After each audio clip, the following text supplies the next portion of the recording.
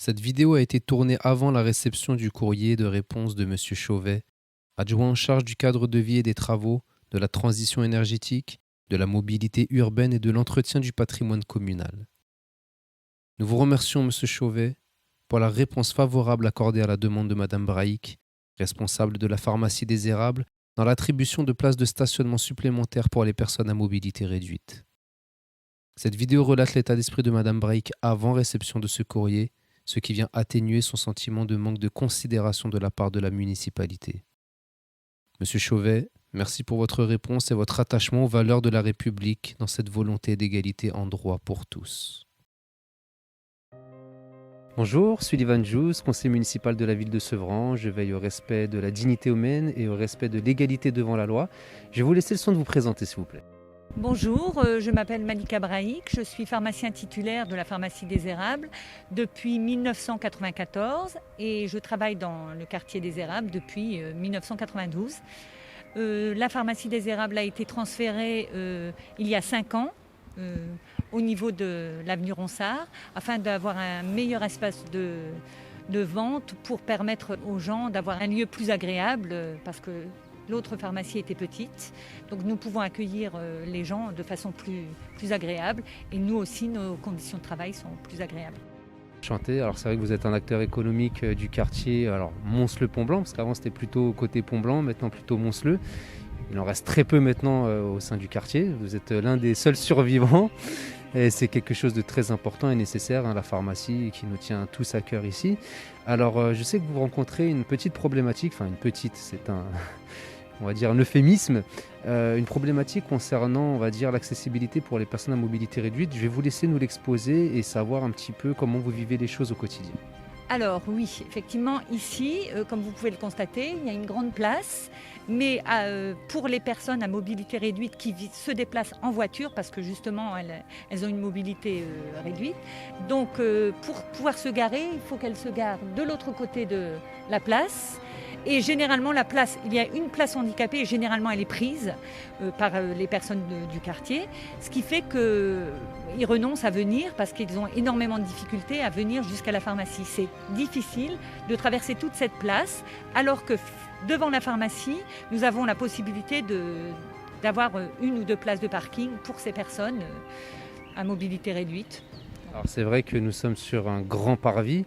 Il y a le quartier donc Mons-le qui se trouve juste en face avec un nombre assez conséquent de logements, avec toutes ces difficultés liées au stationnement parce qu'il y a des parkings qui ont fermé et c'est vrai que sur le quartier, même sur l'ensemble de la ville, mais encore plus ici, c'est très difficile de pouvoir se stationner. Comme vous le disiez, il n'y a qu'une seule place pour les personnes à mobilité réduite qui se trouve assez loin, c'est à peu près une centaine de mètres on va dire. Et ça provoque aussi du désordre au niveau des colocataires ou des locataires de la résidence parce que beaucoup de personnes se stationnent devant le portail qui donne accès à la résidence. Est-ce que vous-même vous avez déjà vu ou entendu, on va dire, des altercations liées à cette problématique de stationnement? Oui. Régulièrement, on a les personnes de la résidence qui passent à la pharmacie pour savoir à qui appartient la voiture qui est garée devant le portail de la résidence. Même si les personnes qui viennent essaient de se garer le plus près possible du trottoir, ils gênent quand même. Donc on a régulièrement ce genre de phénomène, les personnes qui se déplacent pour venir nous faire déplacer la voiture qui gêne. C'est pas uniquement des personnes qui viennent à la pharmacie, parce que là il y en a 2 et on voit qu'il n'y a personne dans la pharmacie, donc il y a aussi d'autres personnes qui viennent là. C'est régulier parce que toutes les places de parking réservées à la rue sont prises constamment, 24 heures sur 24, donc personne ne peut se garer dans la rue. Alors, quand Batigère a effectué la construction de ces immeubles, ils avaient prévu des locaux commerciaux, c'est comme ça que vous avez eu connaissance de la chose et vous avez pris attache avec eux.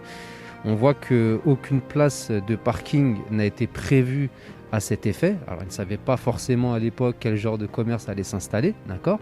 Mais on voit quand même qu'avec toute la place qu'il y a ici, je sais que vous avez demandé plusieurs fois à la municipalité de pouvoir se pencher sur cette problématique et d'essayer de voir comment il serait possible d'installer un système qui permettrait aux personnes à mobilité réduite de pouvoir venir, on va dire, de manière beaucoup plus sécurisée à la pharmacie pour récupérer les choses qu'ils doivent récupérer, soit avec un dépose-minute, soit en créant des places de parking, avec un système où c'est peut-être vous qui donneriez accès, etc. Combien de fois avez-vous sollicité, on va dire, les services de la mairie et quelles ont été les réponses apportées à vos sollicitations? Alors, donc plusieurs fois par oral, j'ai contacté les personnes, les interlocuteurs que nous avions eus déjà pour obtenir le local, donc le pôle économique, c'est ça, de la mairie. Et puis sans réponse de leur part, parce qu'au bout d'un certain temps, voilà, nous avons décidé d'écrire une lettre recommandée avec accusé de réception, à laquelle nous n'avons pas eu de réponse à ce jour. Donc, Alors, les premières sollicitations orales, elles datent d'il y a combien de temps à peu près? À peine un an après la création de la pharmacie, parce qu'on s'est bien rendu compte rapidement que toutes les places de parking étant prises constamment, les gens ne pouvaient pas se garer.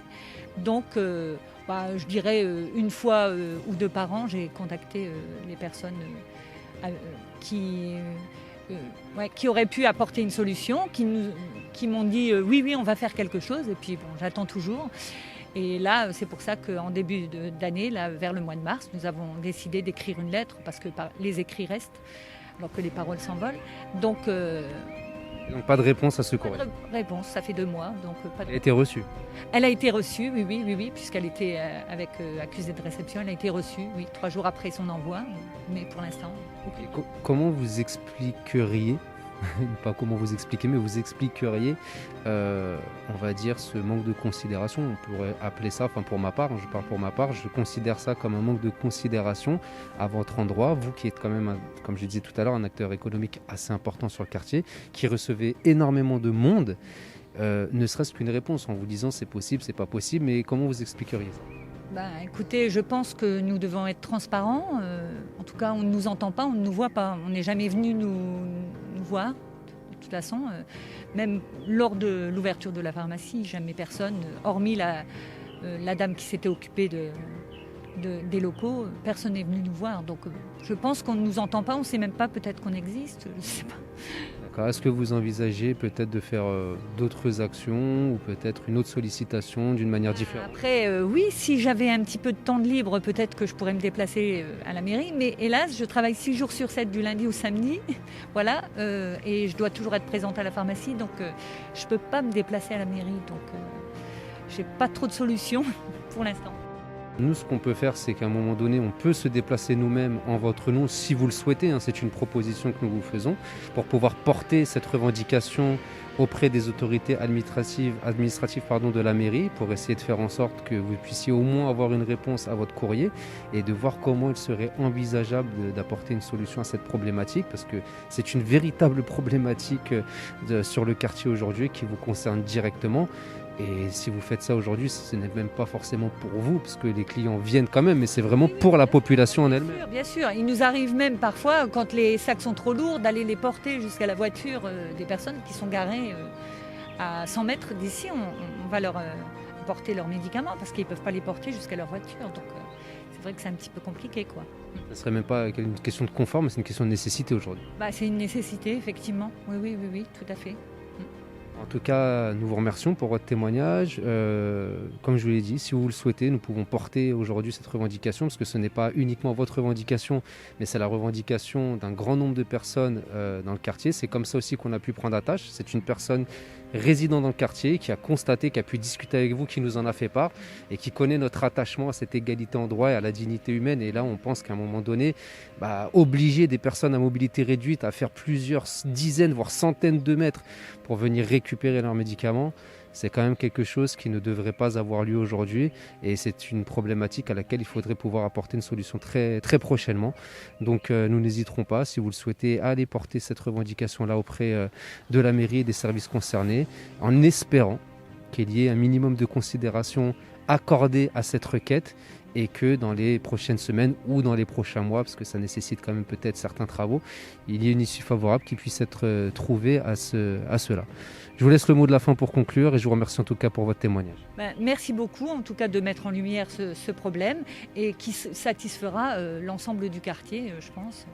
Nous, les locaux, sont faits pour accueillir les personnes à mobilité réduite et les personnes qui ont un handicap. Donc la moindre chose serait qu'ils puissent accéder à la pharmacie plus facilement, je pense.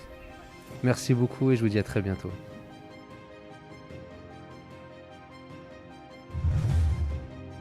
À Sevran le 8 mars 2021.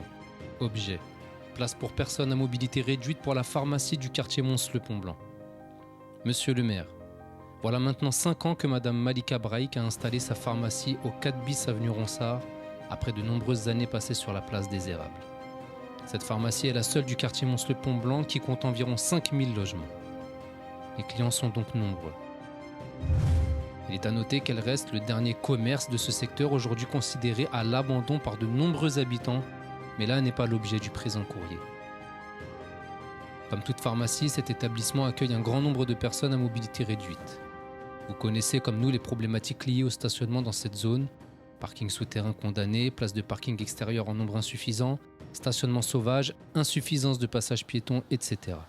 Toutes ces problématiques avaient déjà été relevées lors de visites GUP dans le quartier. La pharmacie est un ERP, établissement recevant du public, type M de 5e catégorie, dont la législation ne laisse pas apparaître d'obligation en matière de stationnement. Néanmoins, dans un souci d'amélioration du service proposé aux Sevranais, Madame Braïk a demandé à plusieurs reprises que 2 places de stationnement pour les personnes à mobilité réduite soient aménagées afin de permettre une meilleure accessibilité à ce public. En effet, les premières places de stationnement se trouvent à plusieurs dizaines de mètres lorsque celles-ci sont disponibles et ne sont pas réservées pour les GIC-GIG. Nombreuses sont les personnes stationnant à tort devant le parking de la résidence jouxtant la pharmacie. Ce type de comportement engendre de nombreuses problématiques jusqu'à parfois provoquer des violences verbales, voire physiques. Le parvis présent devant dispose de suffisamment d'espace pour prévoir 2 emplacements spéciaux réservés à la pharmacie pour garantir un accès sécurisé à l'ensemble des personnes en situation d'invalidité.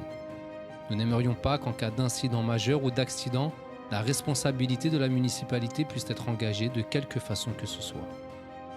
Malheureusement, les demandes de Madame Braïk n'ont jamais abouti pour le moment.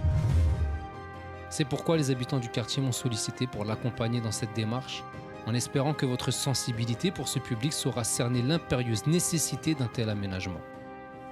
Madame Braïk, au nom d'une grande partie des habitants et moi-même, sollicitons votre intervention pour que 2 places de stationnement réservées GIC-GIG puissent être prévues à cet effet devant la pharmacie en aménageant une partie du parvis en façade.